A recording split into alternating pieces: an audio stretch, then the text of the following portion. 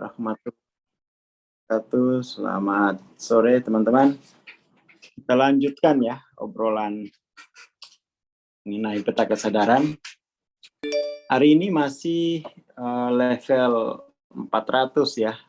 Level apa namanya? 400 itu kan level reason ya. Reason di dalamnya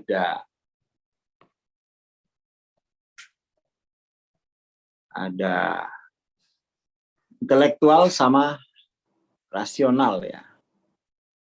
Rasionalitas.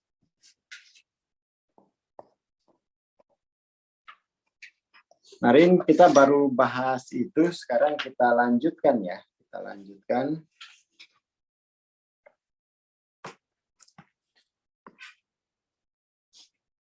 Jadi intelijensi dan rasionalitas ya. Itu muncul ke permukaan, naik ke permukaan ketika level-level bawah, level-level emosi bawah terlampaui. Rasionalitas itu kemampuan untuk mencocokkan ya. Kemampuan untuk mencocokkan atau menghubung-hubungkan pengetahuan-pengetahuan yang sudah ada dalam diri dengan yang lain, sementara intelligence itu lebih pada ya kecerdasan untuk membangun kembali ya. Ya kalau ini dia kecerdasan untuk mencari atau rasionalitas itu kan mencocokkan konsep dengan kenyataan. Kalau ini lebih pada kemampuan untuk membangun sesuatu yang baru ya. Jadi ada unsur kreativitas pada kecerdasan itu. Kemudian ada penalaran ya. Penalaran ada reason, mampu menangani sejumlah besar data yang rumit dan membuat keputusan tepat dengan cepat, kemudian memahami kerumitan hubungan, gradasi, dan perbedaan halus, dan kemudian ahli dalam manipulasi simbol sebagai konsep abstrak menjadi semakin penting. Jadi kemampuan kita untuk membuat keputusan dengan cepat dan tepat, memahami relasi, gradasi, perbedaan halus, kemudian ahli dalam manipulasi simbol, itu termasuk penalaran ya, kemampuan penalaran. Jadi pada tahap ini hati kita atau jiwa kita itu sudah punya kemampuan tidak hanya mengelola emosi ya, tidak hanya mengelola emosi, tetapi juga sudah mampu mengelola data. Itu mungkin kata kunci ya dari reason.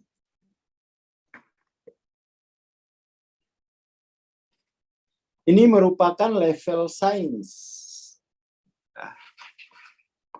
Level sains itu kemampuan untuk memahami pola-pola ya dalam kehidupan. Level pengobatan ya, manipulasi, dan secara umum peningkatan kecakapan untuk penalaran, pengkonsepan, dan pemahaman. Jadi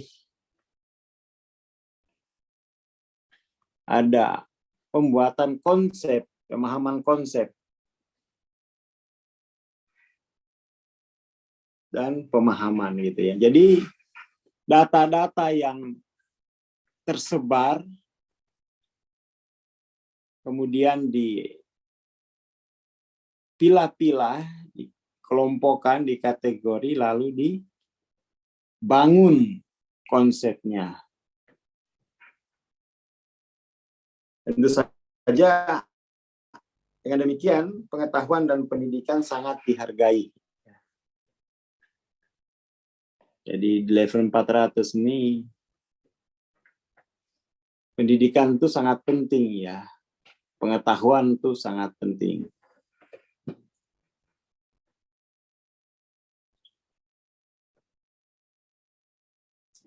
Memahami informasi ya dan logika adalah alat utama pencapaian yang merupakan keunggulan dari level 400. Jadi memahami informasi.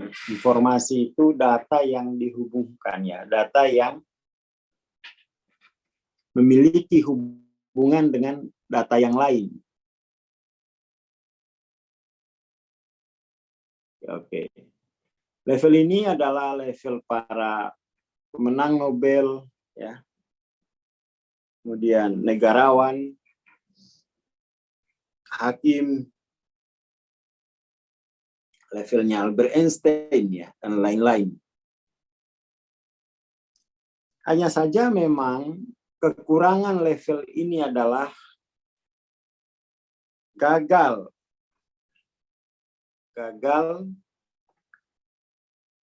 memperlainkan, jadi gagal membedakan dengan jelas antara simbol dengan yang disimbolkan. Jadi kelemahan di level ini itu konsep itu disebut, konsep dipahaminya sama dengan kenyataan. Ini kelemahan terbesarnya di tingkat ini, konsep itu dipersamakan dengan kenyataan.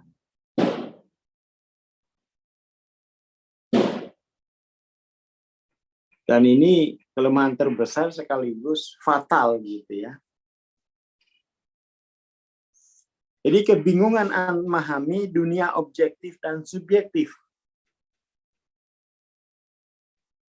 Yang itu kemudian membatasi pemahaman mengenai sebab akibat. Di level ini orang mudah kehilangan pandangan mengenai kenyataan. Lebih terpesona kepada konsep dan teori. Sehingga inti perkara itu tidak terpahami dengan baik ya. Ini paling penting ya. Orang di level ini, orang banyak, dia akan gagal membedakan pohon dan hutan gitu ya. Atau mungkin secara sembrono pohon sama dengan hutan. Akan fatal ini.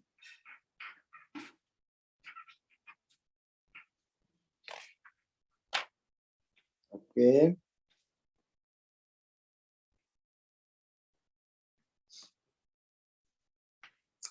Intelektualisasi dapat menjadi penghujung ya. Berakhir menjadi seperti relativisme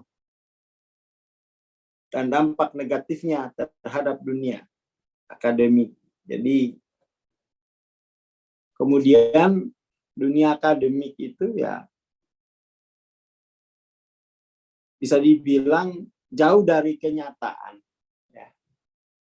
Jadi jatuhnya itu hanya dunia akademik, dia akan hanya sampai pada wilayah kemasuk akalan. Tidak sampai pada kenyataan, apalagi kebenaran. Ini yang paling penting ya.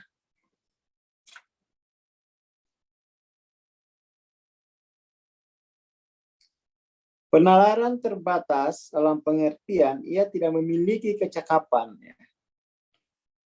memahami esensi atau mana kritis sebuah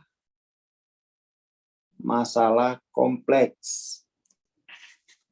Ya karena kalau kita tidak memahami secara tuntas ya, kenyataan itu secara tuntas, maka kesimpulan kita terhadap kenyataan itu tentu tidak akan cukup ya. Kita pasti akan selalu terjebak pada apa yang disebut sebagai kemasuk akalan gitu ya. Meskipun jauh dari kenyataan, apalagi kebenaran. Kita kan selalu terjebak di sini. Yang ini kemudian tuh terjebak pada kemasuk akalan. Ini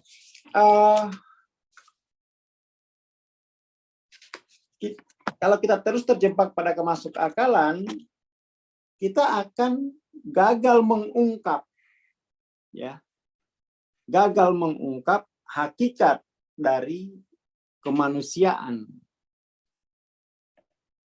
Jadi jika terus-menerus terjebak, ya, tanda kutip terjebak pada wilayah kemasuk akalan, maka kita akan gagal mengungkap hakikat kemanusiaan.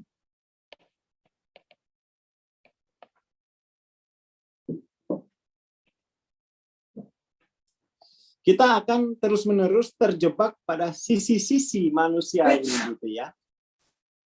Kita hanya mempersoalkan sisi-sisi manusiawi tapi gagal mengungkap hakikat kemanusiaan. Itu poin pentingnya.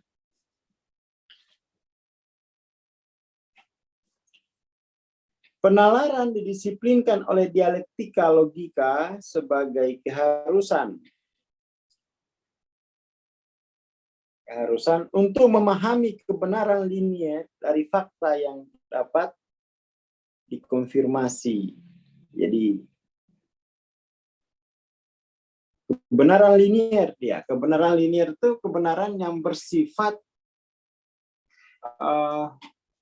kebenaran yang dikondisikan gitu ya, kemasuk akalan. Jadi kebenaran linier itu sebenarnya bukan kebenaran tapi kebenaran yang masuk akal, bukan senyatanya gitu ya.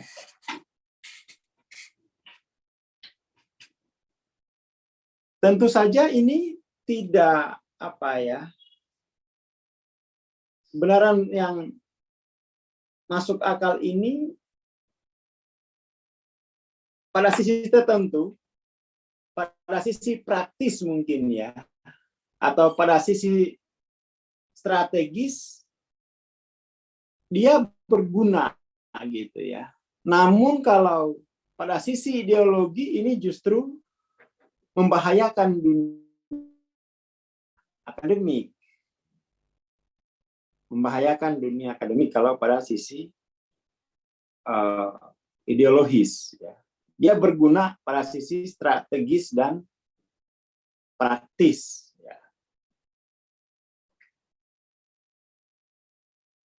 Penalaran menghasilkan informasi dan dokumentasi dalam jumlah yang sangat besar, tetapi kurang mampu dalam mengatasi perbedaan data dan kesimpulan.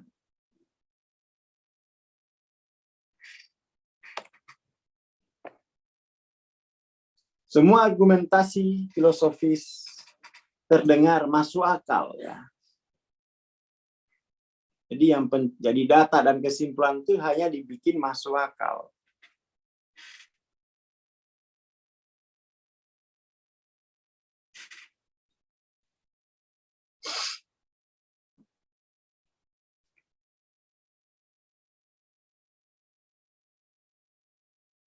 walaupun sangat efektif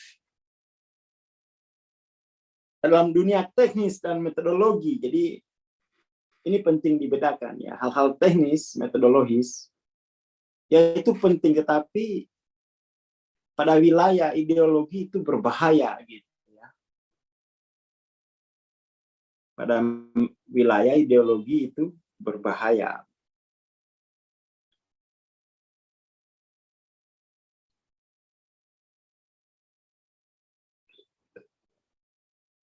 Secara paradoks, penalaran merupakan rintangan besar untuk mencapai tingkat kesadaran yang lebih tinggi. Karena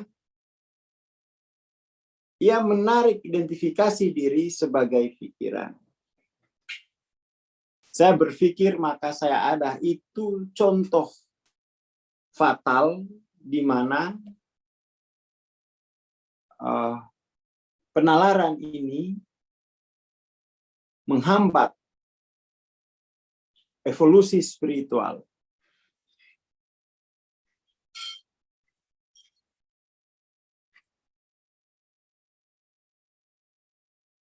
Melampaui level ini relatif tidak lumrah dalam masyarakat barat ya. Ini masyarakat barat. Karena itu menuntut pergeseran paradigma dari deskriptif ke subjektif dan eksperimental, dari linier ke non-linier. Linier, logika pemahaman yang berorientasi pada hasil, non-linier orientasi pada tujuan, purpose.